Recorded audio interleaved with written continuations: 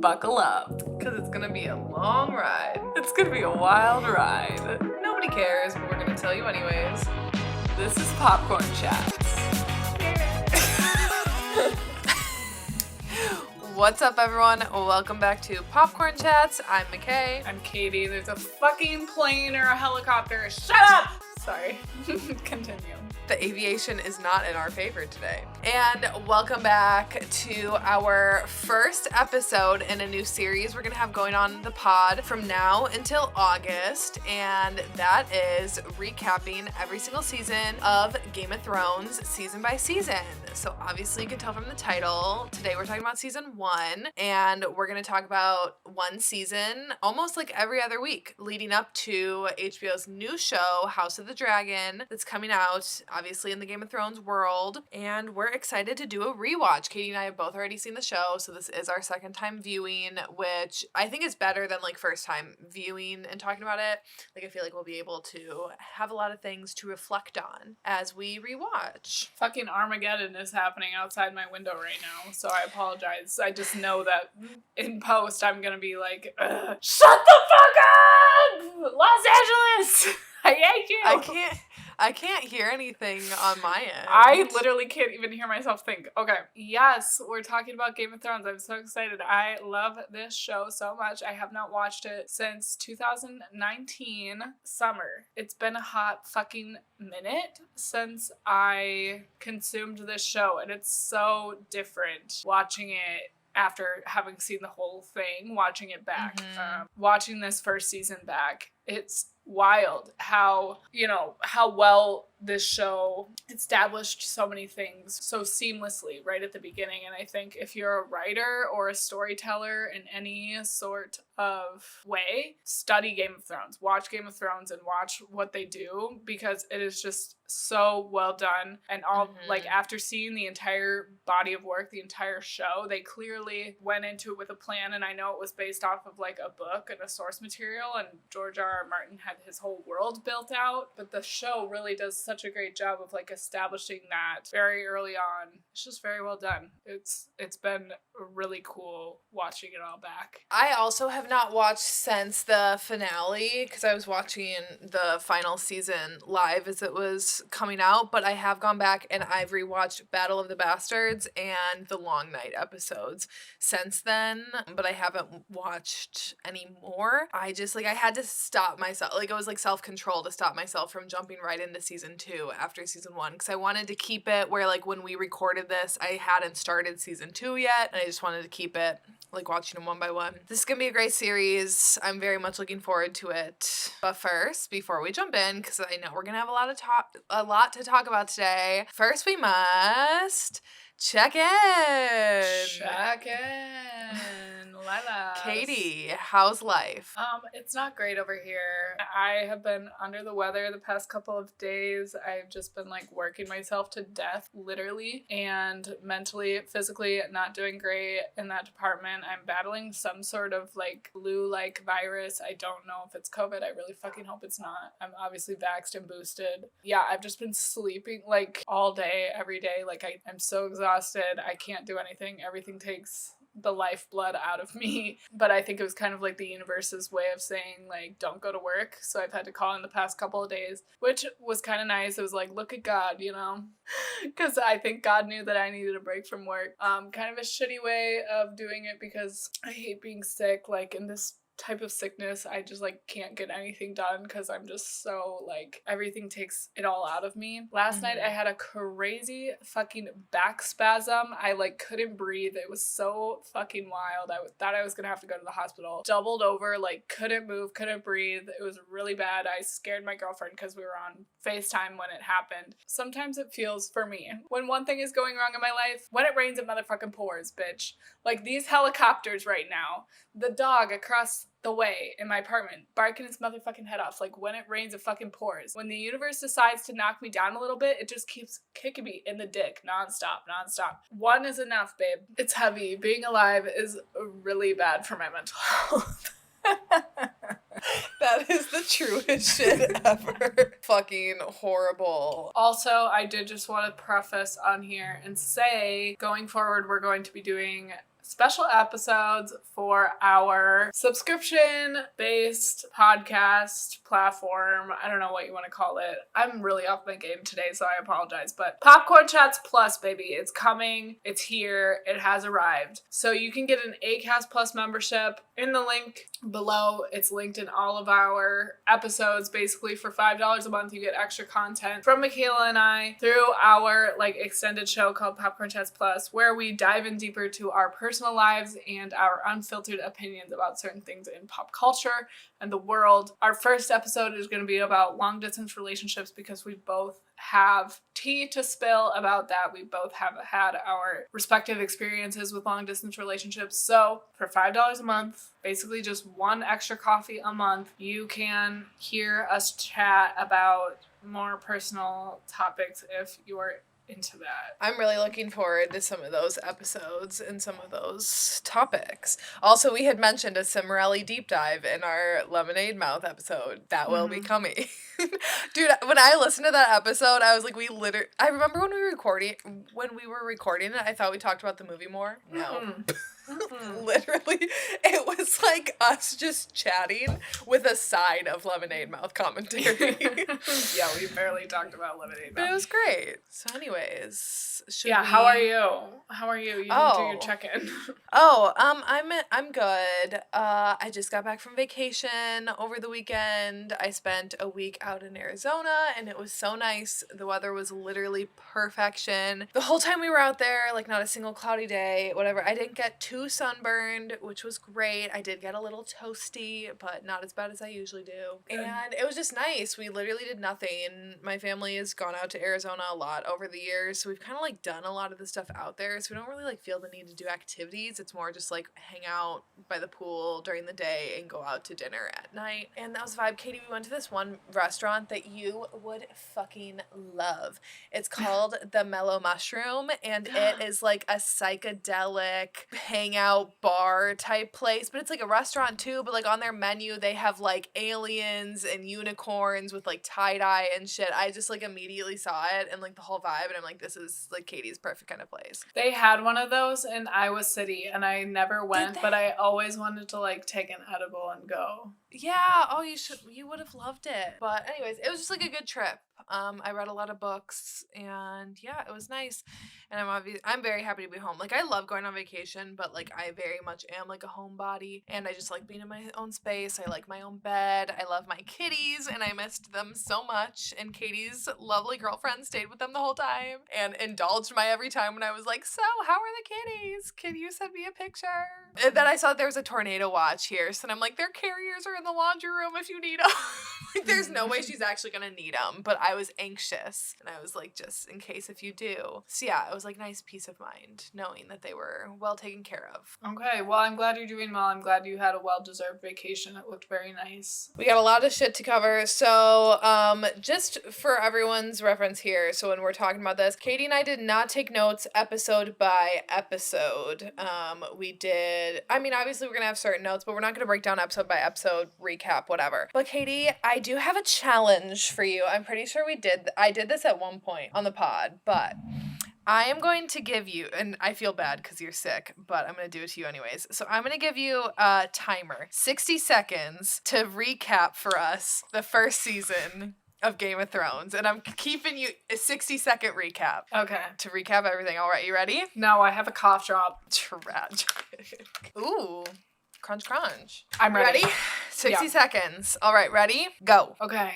In season 1 of Game of Thrones, we are introduced to all of the prominent houses in the realms, the 7 realms. We have the Lannisters, we have the Starks, we have the Greyjoys, we have all these people that are just kind of playing this game to get to the Iron Throne. And some of them are very honorable, and they are clinging to their honor, and they want to be good people, and other people just want to rule and have power and money. The Lannisters are these people, but also they're problematic because the twin brother and sister, Jaime and Cersei, they be fucking on the side, and one of the little Stark boys is climbing around and sees them fucking, and so he's pushed out the window. Tragically, is not killed. Okay. Yeah, that's really it. Ned is a dumbass. I hate Jon Snow. And you completely left out our queen Daenerys Targaryen from that recap. My bad. I suck. Do you want to try doing it? No, that was pretty good. Especially getting like all the houses names in there, and I'd say that's pretty decent. So, like we always do though, when we kind of start out recapping things, we do standout star and standout scene / moment. So shall we kick it off with that? Yeah, totally. I mean, this was really hard because I was trying to remember like my view of these characters when I first watched, but we are, doing this as a rewatch. Mm-hmm. So I was trying to view this season as objectively as I could. However, the fact that it's a rewatch, I think it's interesting. Mm-hmm. It's an interesting perspective, and I think a lot of people who are going to be listening to these episodes, my hope is that they're also rewatching the series in anticipation for... Yeah, we should just say, actually, we're going to be spoiling shit. So if this is your first time watching, don't listen because we're going to spoil things. I'm hoping that people will be rewatching the series in anticipation for The House of the Dragon in August. I'm trying to balance it out with like objective, treating each season as its own body of work, but also as a rewatch, I know what these characters become. So, I kind of remember when I first watched this season, I didn't necessarily really like any of the Lannisters. However, thinking now, just like, who did I enjoy watching most on my screen? Tyrion is my favorite character in this season. He's my standout star because it's so fun watching him talk his way out of things. Automatically an underdog right out of the gate, but then he's also in this really powerful family. So it's just a very interesting dynamic, and I think Peter Dinklage does such a good job of playing him. I think he knows his character the most, the earliest in this series. Like, he is settled into this character right out the gate. Makes it so fun to watch. And then I think the added joy of knowing where he goes on this journey throughout all 8 seasons is also making it even more fun. I don't remember liking him this much at the beginning. I kind of remember hating all of the Lannisters for the majority of the series, but you obviously like Tyrion eventually. But just this first season, I have to say he's my standout star. I totally agree with you that on the rewatch, I loved him more. I don't remember liking him at all in the first season, and I remember the trial by combat with the titty sucker lady and her son. I remember watching that for the first time and being like, he's not going to die because obviously he has to like have a bigger role to play. But I remember like actively rooting against him, where this time around I was like, I love Tyrion, and I like every moment with him. You're so right too that he's so clued in on this character, and I feel like even though he evolves over the show, he's still very similar to how he starts, probably the most I'd say out of any other character. I was gonna say Jaime evolved a lot, and then Jaime just went backwards. So I don't know. But yeah, you're totally right. Tyrion the second time around is way better. Yeah, and one thing I do want to say quickly about Jaime too is I really appreciate how him and Tyrion's like allyship and friendship within their family is established right away, and I didn't really remember that, but I really appreciated that detail, and that is something that holds true, I think, throughout the entire series. Like, Jaime is the only one who kind of sympathizes with Tyrion. He is still like the favorite child, kind of, but he's also kind of has to deal with prejudice against him because he's labeled as the Kingslayer. So I think I just like their relationship and their friendship. So my standout star, I really actively tried to not make it be this character because I have a feeling she's going to be my standout star for a lot of the show, but I couldn't not do it, and that's Dany. Like, I love this character so much, and I'm like blocking out things that happen in the next seasons to try to be as objective to this season as possible, but she has an incredible storyline just in this season alone. To see her starting in the very first episode, to watch her be sold as a bargaining chip between men and basically having no agency whatsoever over herself, to then seeing her like seize power and adapt to her new surroundings and be open to like learning about this new group of people that she's thrust into, and then going through all of that, and then emerging from despair of losing like the one protector that she kind of had besides Jorah, in this group of people that don't like or respect her for the most part, and then seeing her like come through that at the end and bring back the dragons and like be reborn by the end of this as this new like woman. It's incredible for a 1-season arc of a character to have like such change and growth over one season. I don't think any other character in this season has an arc like hers. It just like, I couldn't match my like nothing else matches my excitement than when I'm watching the show and I see like the deserty landscapes, or like I hear, you know, like horses and stuff, because it's like, I know we're back with Dany. Yeah, it's not like some landscapes where you get to it and you're like, ugh, I don't really like, can we just skip through this? So like the fucking wall. Yeah, I want to talk about. I want to get into more. Or when it's like Bran and he's dreaming about the Raven again, I'm like, I don't give a fuck, because it's like where that ends up, it's like, all right, whatever. Like, I don't give a fuck. Like, it's cool. It might have been cool because they were like trying to set something up, but it's just like not, in my opinion, where that whole thing ends up is so like unsatisfying. And every like piece of Bran's storyline is so fucking bland to me. It's so boring. I like, out of all the storylines, Bran's is my least favorite. But anyways, yeah, Dany was by far my standout star of the season. That's understandable. I struggle. I think my view of that character is so tainted by the 8th season. And I think that's going to be something that we bump into a lot with this series on Popcorn Chats and this rewatch. Shut the fuck up! Someone come get your dog! Yeah, dude, it sounds like that dog is literally in your apartment. It's my neighbor's dog. I do really appreciate her arc. It's interesting knowing now where she ends up and kind of seeing the cuckoo for Cocoa Puffs come in a little bit this early on. You know, the writers like defended themselves by saying like, oh, it was always there. Like, she was always a little bit unhinged and she was always a little bit whatever. But she's always been the breaker of chains. She's always been, like, she frees those women who the Dothraki are, like, trying to mount for themselves. So fucking weird. And they're just like, oh, it's just part of war, Daenerys. And she's like, not my war, babe. Yeah, that is definitely going to be something that we are for sure going to be bumping into throughout, because that's exactly the same thing. You can't watch this now and not think about how she ends up and where her character goes, where I do agree with the creators when they said that she has like shown signs from the very beginning, and you definitely see that in this first season. But at the same time, you also see, like you said, the breaker of chains, the kindness, the like warm heart that she has for people. But I also think that's fair to say this is only the first season and she hasn't really seen anything yet. To see her heart like harden over the years, we're going to see that change as well. Yeah, and I think, you know, her pursuit of like justice and the fucking dog. I cannot win this week, or this month. Is that dog in the hallway? No, he's in like the backyard that like my kitchen window looks out of. Like he's outside? Yeah, he's outside. Someone get their fucking dog. Right? Oh my god. Okay, I'm gonna go close that window down too. Fucking stupid. I hate it here. Just kidding. I love it. I really do. I'm so blessed. That's the thing.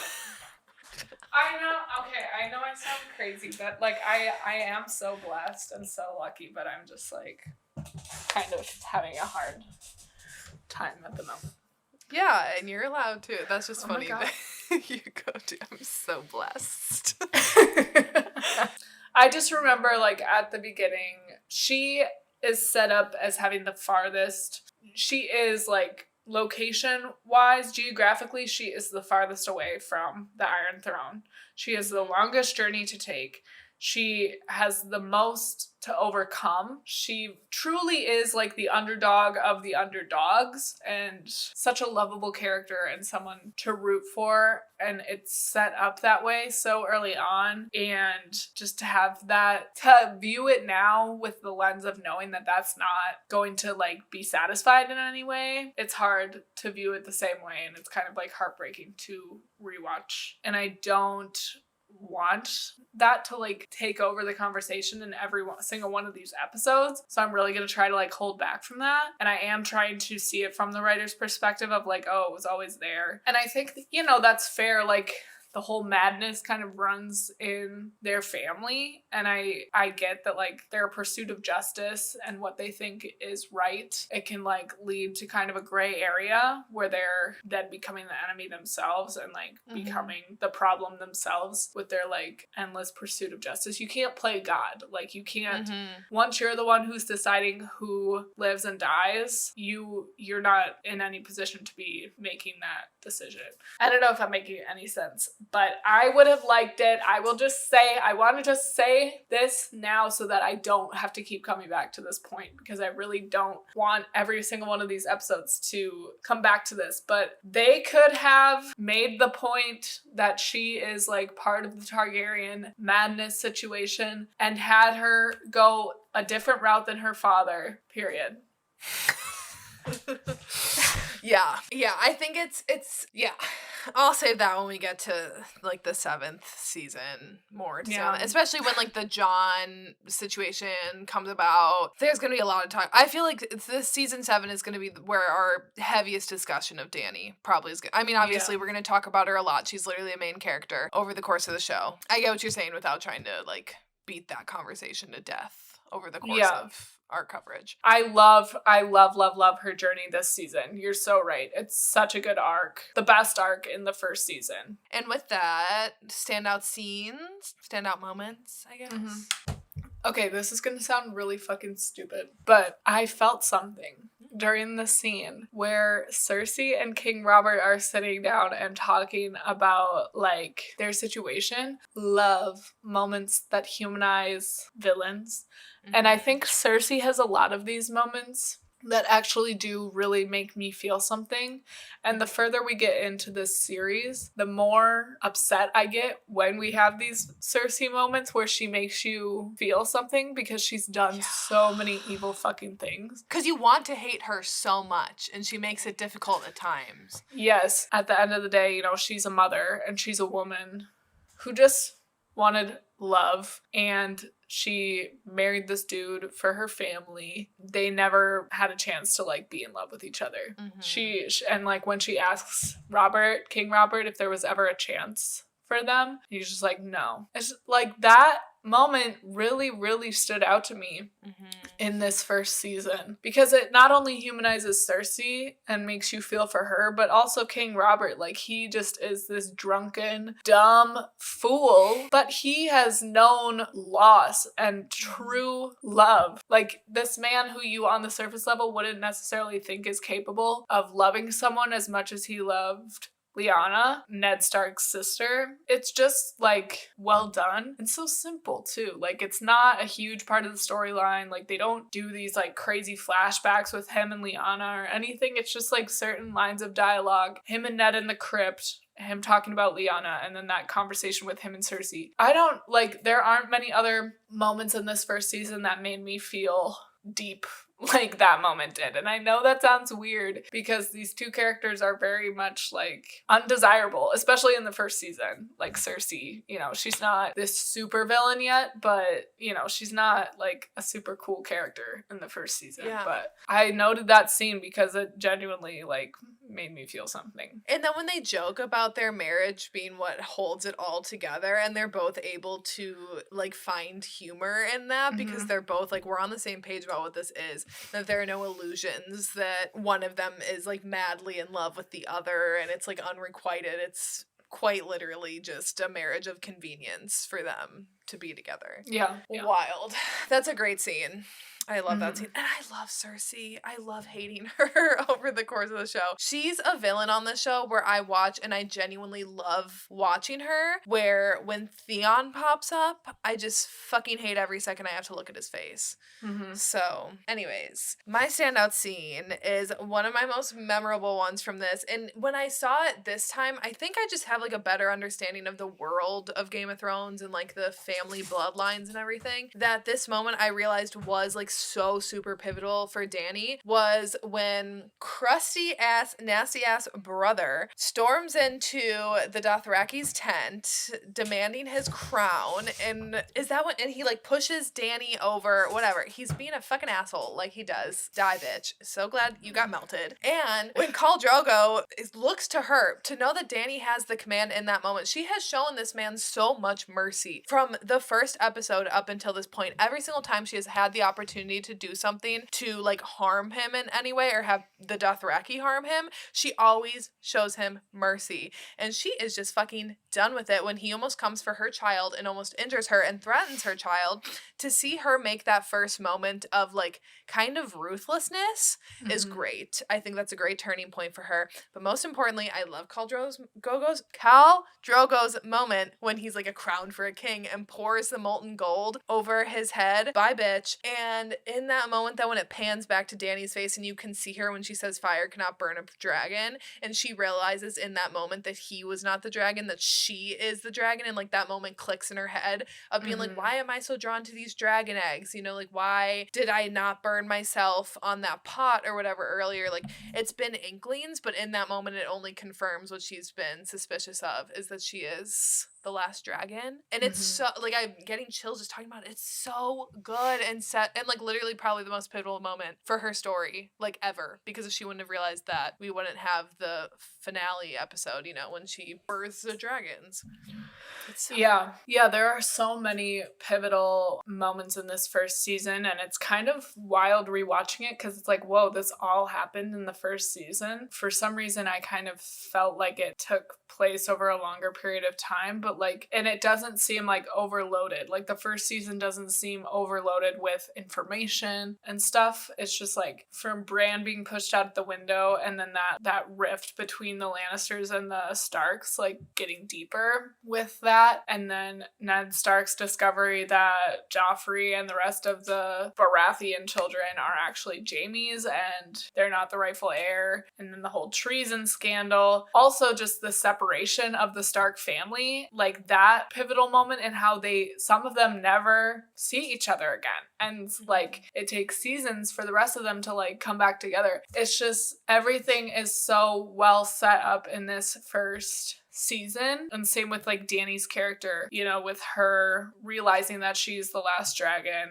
and harnessing that power within like the Dothraki, and then becoming the breaker of chains through her like understanding of slaves and women like being used as bargaining chips, like you said before. It's just all so seamlessly established in this first season. It's so crazy to like watch it back and be like, whoa, this first season literally sets up so fucking much. And what you said, I had a note about that, about it's interesting to see these interactions that you either won't see again or won't see again for a long time, like Robb and Sansa and Arya. Never to see each other again. Jon and Arya, takes forever for them to be reunited. Sansa and Arya, takes forever for them to be reunited. Like so many interactions that we wait seasons and seasons and seasons for to finally pay back off, to see them all around each other again. Even Jaime and Bran, they literally don't see each other again until the end of the show. And like they saw each other in the first episode. Fucking wild. Fucking wild. But I love seeing them. Like I love seeing the bits here, just knowing that like we have to kind of savor them. And same like waiting for Dany's story to intersect with everyone else's, because that too took so long. I just can't imagine trying to keep track of that many different storylines in different places, because there's like 7 different places that we have storylines going on at some points in this show. Like it's so important that all of these are not only like established. I have a list of things that like are established in this first season that remain consistent throughout the entire series, but it's not only important that they're brought up and established in these first episodes of the show, but they have to be established in a way that makes them long lasting, even when some of these characters aren't necessarily interacting. So we have like the Arya versus Sansa is how I wrote it. It's not like Arya versus Sansa, but just like the differences between them, how well that's established, and only that like a few interactions between the two of them, and then they're separated, but that is like that difference between them is consistent throughout the entire series, and then that ends up being why so many things end up happening later on. Like Sansa is always the beautiful one used for like, again, like a bargaining chip kind of, and like merging our houses and all this stuff, and Arya is the one who is like wants to learn how to sword fight and all this stuff. The differences between those two, it's so firmly established right away, and it carries consistently throughout the entire series. And same with like Tyrion and Jaime's friendship, the Lannisters as this like rich and powerful family, and they always pay their debts, and like how that comes into play so often and gets Tyrion and Jaime and Cersei out of like a lot of issues and entanglements that they get into, and it like aids the plot. It's like these character traits or family traits crucial to the plot, and they're so well formed in our mind in this first season, and that's so important that we have this distinct understanding of each of these characters in each of these houses, because this is such like a plot driven show. Like you could argue that this is a character driven show because the characters and like the rules with these houses, that's the entire plot. Yeah,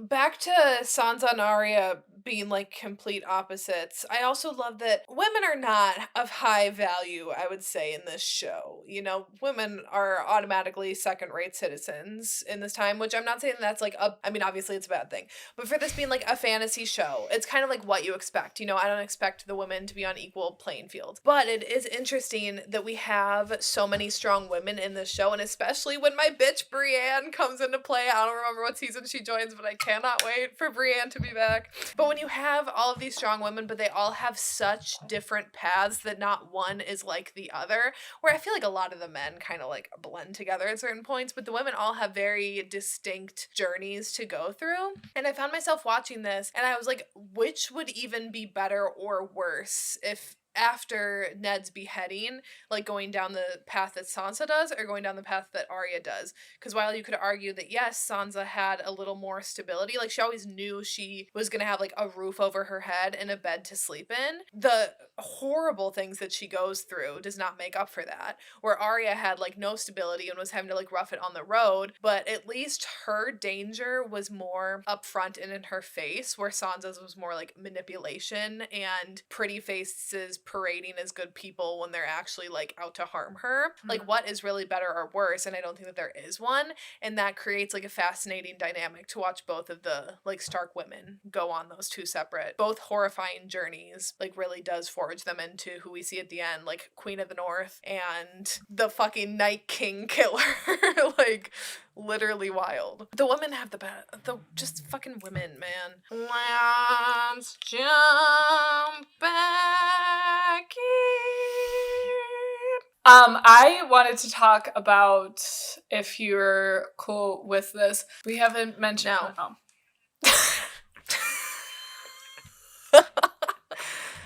Yes. We have not discussed two very important characters yet, Lord Baelish and Lord Varys. Some of the two most influential characters in this entire fucking show. It's so interesting going back to the first season and watching these two again, because truly the ultimate players in the Game of Thrones are these two motherfuckers right here. Yeah. You really don't know which one of them is good and evil, and like they're both very morally gray characters, you could argue. However, one of them is like actually evil, and the other one kind of has the light within him a little bit, I would say. And you don't really know which one of them that is until the end.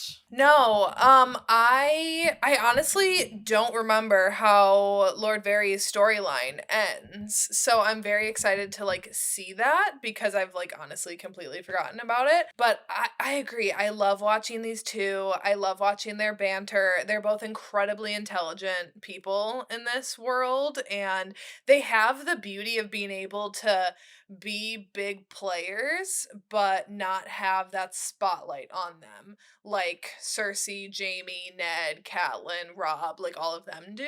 And I personally love Varys. I hate Littlefinger, not just for like what he does, but he just like he looks slimy to me. Like he's skirmy. Like I feel like I need a shower after watching him speak. Where Varys, I get very much like the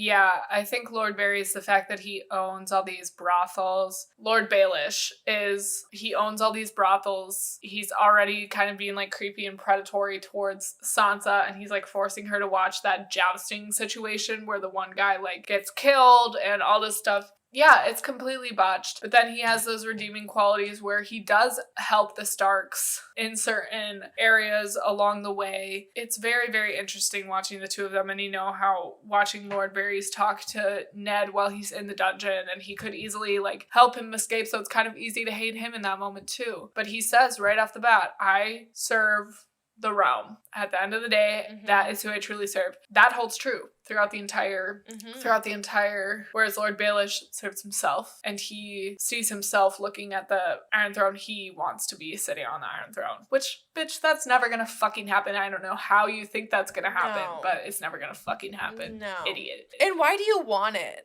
Like, genuinely, why? You already have money. You're already, like, living a decent life. Why the fuck do you want it? Two very, very important characters who are very well established right at the beginning. Jon being a bastard, and there's definitely, like, a lot of underdogs established right away at the beginning of this. We have Dany, like I said before, starting from the bottom. Tyrion is also kind of like an undesirable underdog within his family.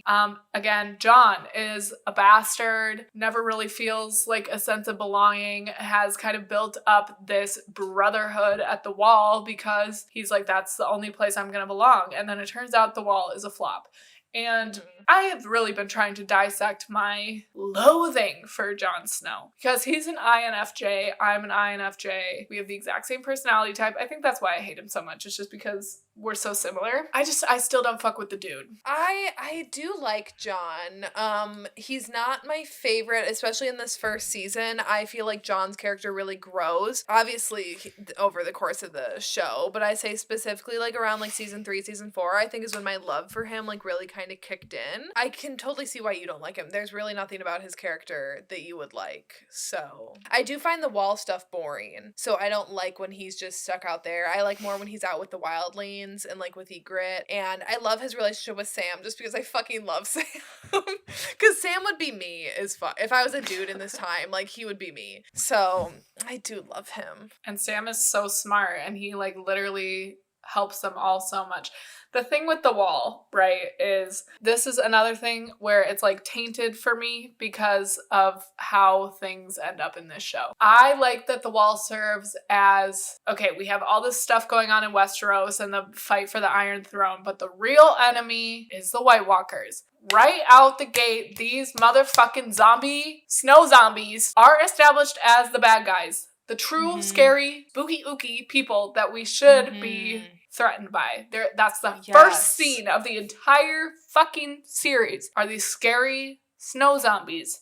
That's what is so incredible about this first season is that not a single storyline, a single setup, a single location is used just for the sake of being used. You know, like everyone is serving a purpose to tie into this huge world and huge story. And I think that's what's so great is that we're getting like little bits of the White Walkers already, because if all of a sudden they came out of nowhere, like let's say Jon was like still in Winterfell and like we weren't at the Wall and like we weren't seeing this threat, we would would all of a sudden be like, where were these from the beginning? You know, that we have to establish some character out there to have that story being pulled in. Kind of like how Dany ends up pulling in the Unsullied and like those folks and kind of bringing them into the fold. Like everyone has their own responsibility to bring certain things into at a head at a certain point. Even like the Vale, the Knights of the Vale too. Like at some point you could kind of be like, oh, I think that when the first time I watched this, I totally did not like understand about the Knights of the Vale and like what their whole role would be, and their role ends up being huge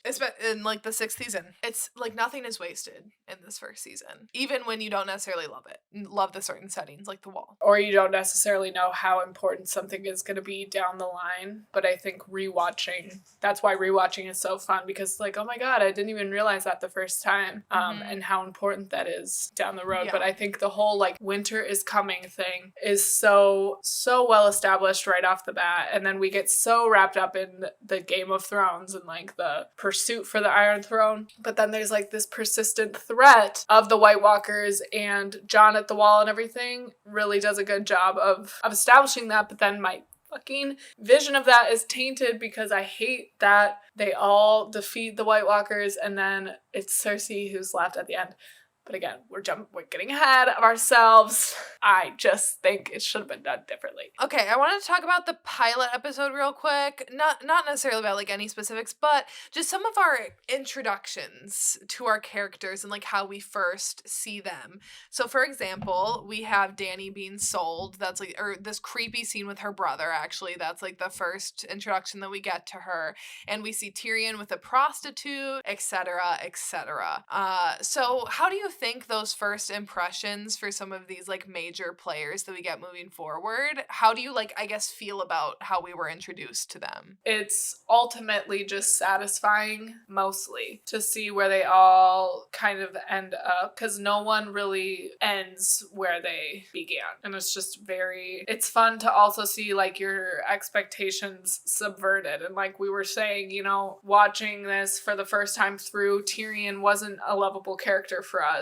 So then that journey that we went on, seeing him be just kind of like this drunk fuckboy at the beginning, turned into like probably one of everybody's like favorite characters on this show. It's awesome. The way that a lot of these characters are set up is just sets up a satisfying like subverting of our expectations. I think some of them are like funnier like especially Tyrion with the prostitute, because we know like now knowing like how he is, like that's the perfect opening. I couldn't think of like a better opening for his character. And then obviously Dany with her creepy ass brother, that's a huge part of her storyline in this first season that I think like first impressions kind of hold true, and it's interesting to see how far they go from that point on. Yeah, and even Sansa like fawning over King Joffrey, it's like, or Prince Joffrey, it's like, it's funny to see her doing that at knowing then like what she becomes and like the bad bitch that she. Yeah. You know what I was thinking about watching this was her and Tyrion getting married, because I think I forget about that in the shuffle of everything that happens in the show a lot, but I love in the Long Night episode when they have like that moment in the crypt, and obviously we'll get into that when we get to that, but it's interesting seeing them because like I don't think they interact once in this to then see like how far they come at the end. But I want to know what specific, like, are there some things that really caught you differently the second time around, or things we've kind of already said, like certain things we noticed, like Tyrion, obviously we have like a different opinion on him. Like one thing that I really noticed was how Jorah was truly like Dany's ally from day one. I don't think I remembered the fact that he like was at their wedding and truly was like Dany's one person that she could confide in and like find strength from at the beginning and like kind of view as a friend. So then I think that only makes his death all the better in season 8. But like I like kind of forgot about how like ride or die Jorah was with Dany from the beginning. In general, character dynamics and relationships like that are so integral to the series as a whole. I noticed them formulating in such a strong way in this first season more than, like, I kind of was just along for the ride, obviously, my first time through and trying to absorb all this information, and like who's who and who belongs to which house. And now that on this rewatch where I already know all of that and I don't have to spend so much time like trying to figure that stuff out and like position myself and get myself situated within this world, it is so much easier to notice those dynamics and relationships being formed and how early on those things were formed. And even like Arya's ideology of like worshiping the god of death and like, what do we say to the god of death? Not today. Like all of that is so integral. And obviously we didn't realize that like on our first watch through, but now it's just like all of these things that are set up within these first 10 episodes.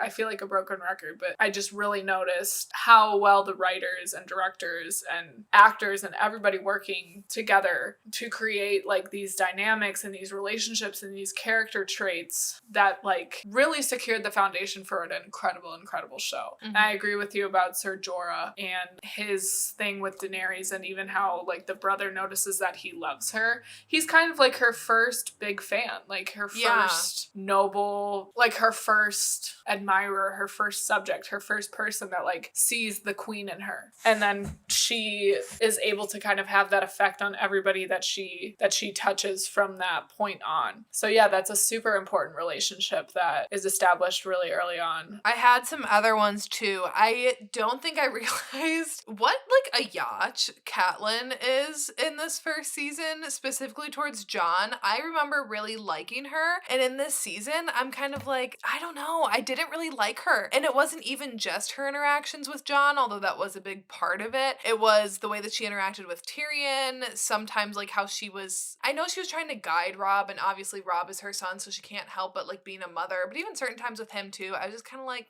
Catelyn, I'm not vibing, or at least this season with her. Yeah, her and Sansa, I didn't remember disliking Sansa as much as I did. And that's weird because like you would think that my knowledge of who she becomes kind of like takes away from that, but she really is kind of the worst in this first season. She's a brat. And she is, and just how that whole situation with the dog and Lady being killed, I fucking hate that shit. I literally fast forwarded. I couldn't watch it. I hate that. I hate the horse being killed. Lots of animal deaths in this first season that just fucking suck. I don't like it. I know they're not real, but I don't like so seeing fucked them. up. Another one was, I think I just forgot how young the Stark children were when everything started. Like, we barely even see Rickon, because Rickon is like a fucking 4-year-old or something. Like, he's so young in this first season. And just knowing that all of this started when they were so young, and like Arya being off on her own, Sansa being in the hands of evil people right from the beginning, even Robb becoming King of the North at a very young age. I think you just kind of like forget in the scheme of things that like they're all children, and like Joffrey too, but Joffrey's a fucking asshole. So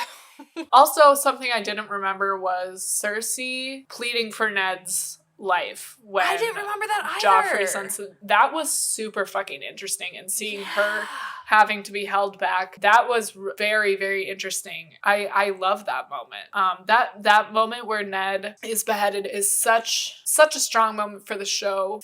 And also, gosh, I just keep having these realizations, but I remember that being the season finale. But the fact that there was another episode after that just kind of even more shows us as audience like no one is fucking safe, and this death is so just like cutthroat, cold-blooded, like he's dead, and that's not even like the craziest shit that's gonna happen, because we have a whole other like season finale after this. That scene is another really standout scene for me, his beheading. Let's talk about it. Sansa's emotions and her crying and having to watch, and then Arya in the crowd, and Ned seeing Arya and then seeing that she's not there anymore, and that kind of being like his last, like he's at peace in that moment thing. And like, yeah, how we're in his POV and it's just completely silent. I want to talk about that. So good. Yeah, I want to talk about that sound choice. I love it to have that crowd screaming and yelling and like begging for his head, and then when Joffrey says like he's gonna die, in that moment, then when we see like the characters start to react a little bit, and then it like slowly fades out, and then there's like no sound except for then like you hear the sword go through his head and then the birds flapping, but that's it. It just puts you in the moment so much more, because I think if it would have just been like screaming, you would have kind of been like a little more overwhelmed and kind of like it would have just been a lot of stimulation, I guess, in that moment, especially as a viewer when you're like watching this for the first time.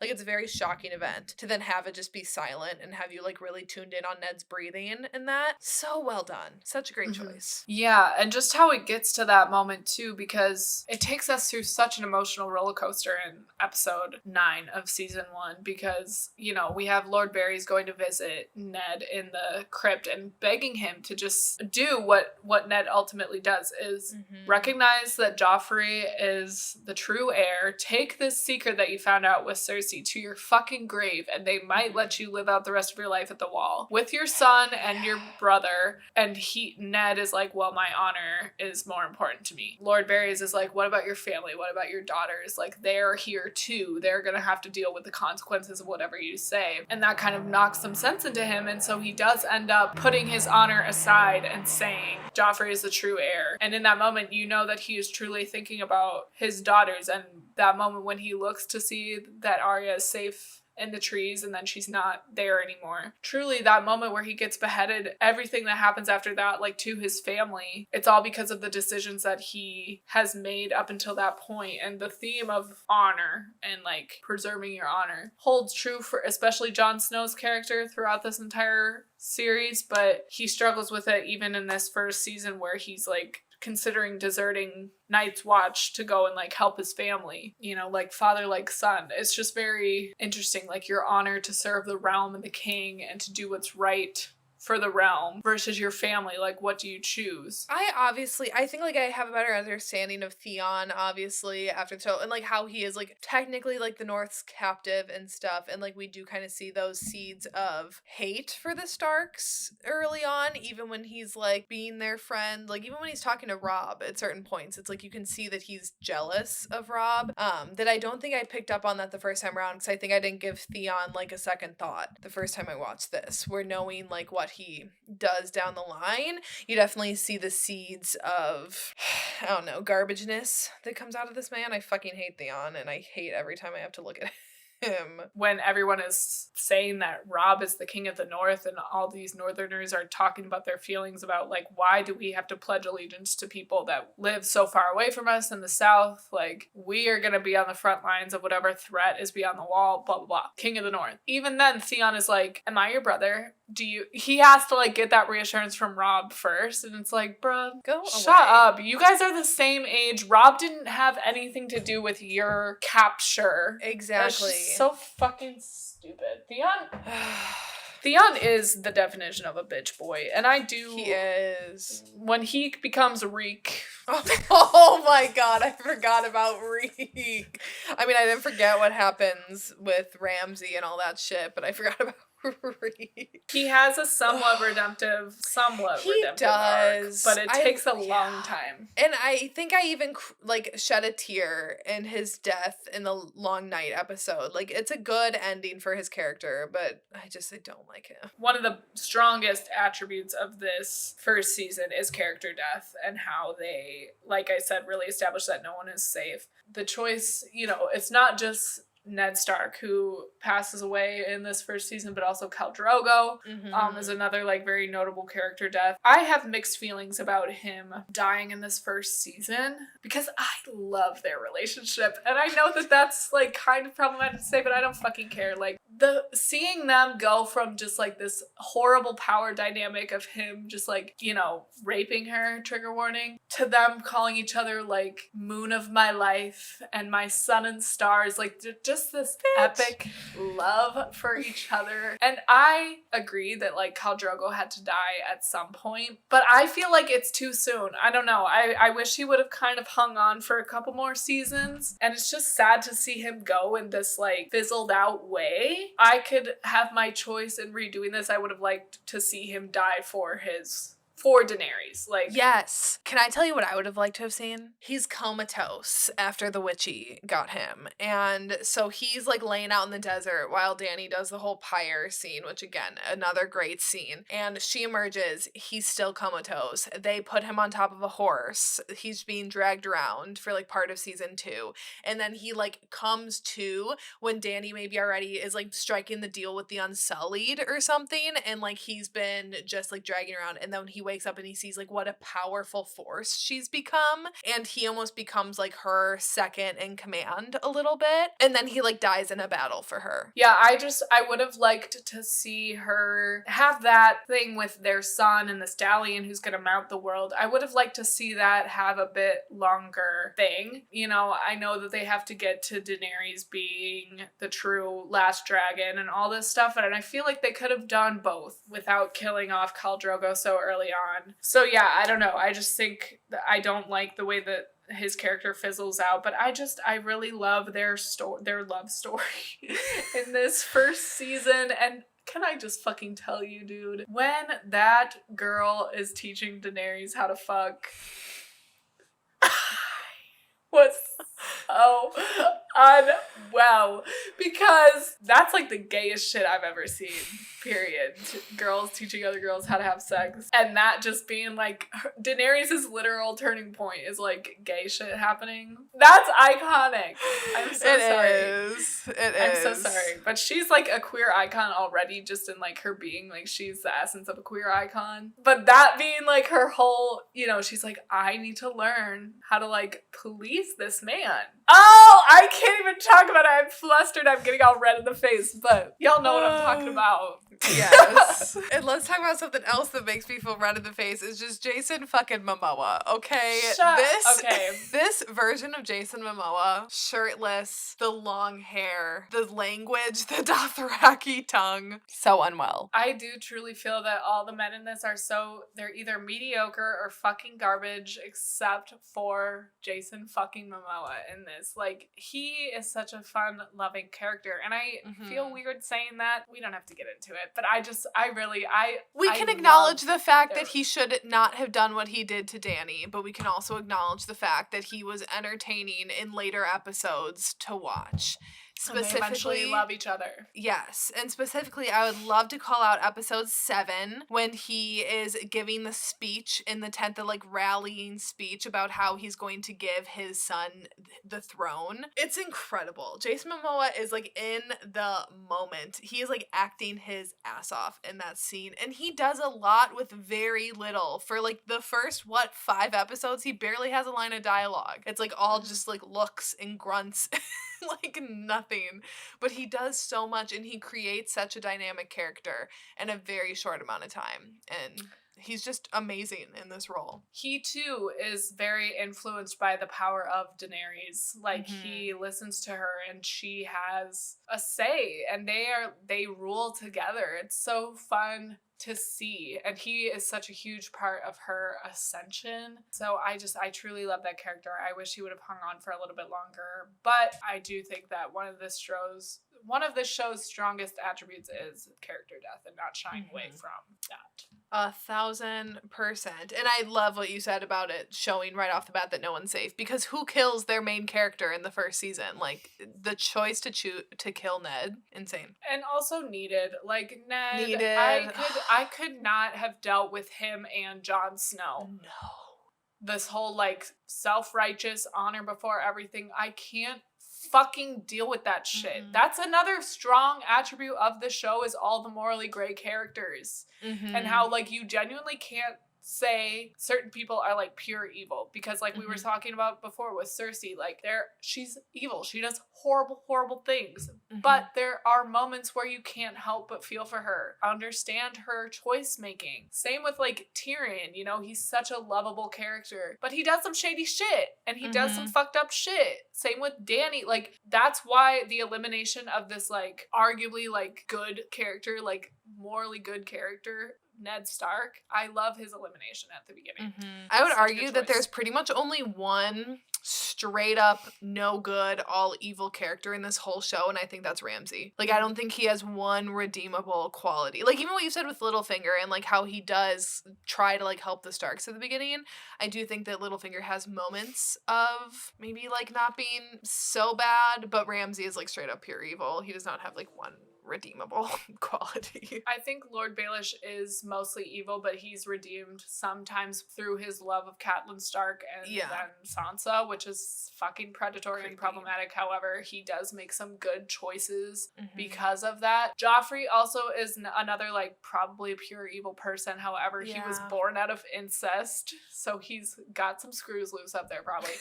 And there's other shit within that. But I would say, like, Joffrey and Ramsay are the two, like, pure evil specimen in this show. And out of that comes some of the most satisfying deaths, I have to say. Speaking of Joffrey being born out of incest, I would just like to know when incest went out of style in Westeros, because they were talking about how, who was having the conversation about, I think it was Cersei, was saying, like, bloodline, or Targaryens had incestuous marriages for decades to keep bloodlines pure. So she was kind of like justifying that for her and Jaime. So I would like to know when Westeros decided, no, we're not going to incest anymore. I think that is what's playing against Jaime and Cersei is the Mad King, and they kind of say and allude to the fact that the Targaryens are crazy because of their incestuous bloodlines, and so that's why it went out of style. So the whole, like, it's so cool, it's such good writing, because the whole reason why the Lannisters are even, like, possession of such power at all is because of this, like, assumption about incestuous bloodlines, and that's why the Mad King had to be killed. And then that's how Robert came into power, and Cersei married Robert, and now they have the chance to be king and queen, but they have to stifle this rumor that their children are born out of incest. It's so, like, full circle, but that's just always been my kind of view on it, is like incest is kind of a new thing that just went out of style, but it's very frowned upon. And just Cersei is, I think, here's the thing, like, Jaime, you nasty, but at least I don't think he would do it or like he seeks out incestuous relationships. But then we see Cersei fucking her nephew like shortly after Jaime's gone, so it's just like, do you only want to fuck people that you're related to? Cersei, you got some issues. I mean, I know we have we only explored more into your issues, but like, really, it's one thing to just be with your brother, but then to also be fornicating with other members of your family. You can't be that lonely. Yeah, I don't know what her fucking deal is.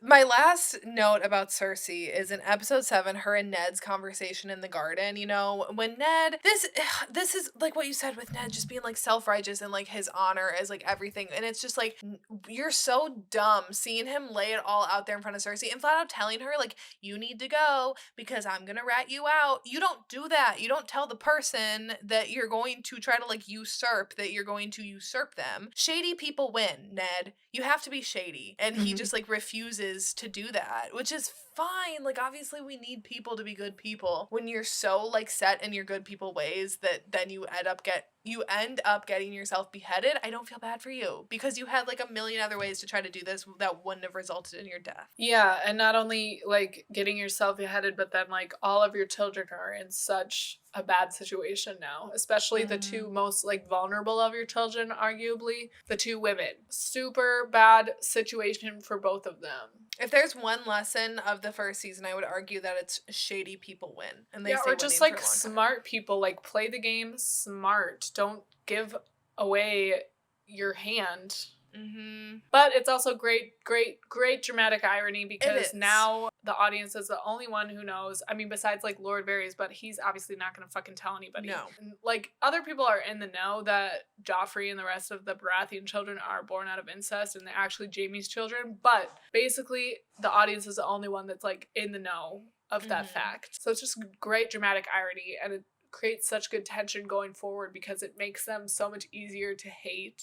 It's so great. It's so great. I love the feelings that it brings out of us. It's so good. And I just have two final like one-off notes. I forgot about Gendry, like kind of at all. I forgot about him as a character, and Gendry, yeah. Gendry. I forgot about him as a character at all. I completely forgot that he was one of Robert's bastards. Like, I literally blanked that out of my mind. But what was so odd, that you would never know this watching this season for the first time, but to see him and Arya interact, knowing that later on they end up hooking up. Wild, because it's like so just different, I guess. I don't know. I had that emotion too watching this back because, and I remember when they did hook up during the Long Night episode, or short before that, I don't remember. But in the last season, whatever, when they hook up, I remember when that happened and I was like, whoa, because I like binged this whole thing back in the summer of 2019, and seeing her be that child, and then, you know, obviously she grows up, it's like 10 years. I looked it up. These actors are like 10 years apart. And I think if you would have told these two actors in that moment, like, oh, these characters eventually get together, it's weird. And like, we talk about age gaps on this podcast all the time. I mean, Ser Jorah and Daenerys, they kind of have like a loving relationship, or Ser Jorah really loves Daenerys, like unrequited. Totally. I think Gendry is so fine, so cute. I love him. I wish he had honestly like a bigger storyline in this whole show, because I think it's really interesting. Just the idea of like all Robert Baratheon's bastards running around. They could have their own spin-off show. I forgot how fucking fine Robb Stark is. I loved Robb Stark the first time I watched this show. I was devastated at the Red Wedding episode. And to see him back where he begins, and this, I don't think in this season he has like a huge role. He doesn't have like a lot of like really pivotal moments. I think that comes more in the second season and the third season. I do just love seeing where he starts, and I just love to look at him. I think he's so fine. Based on this season alone, which house would you want to be a part of?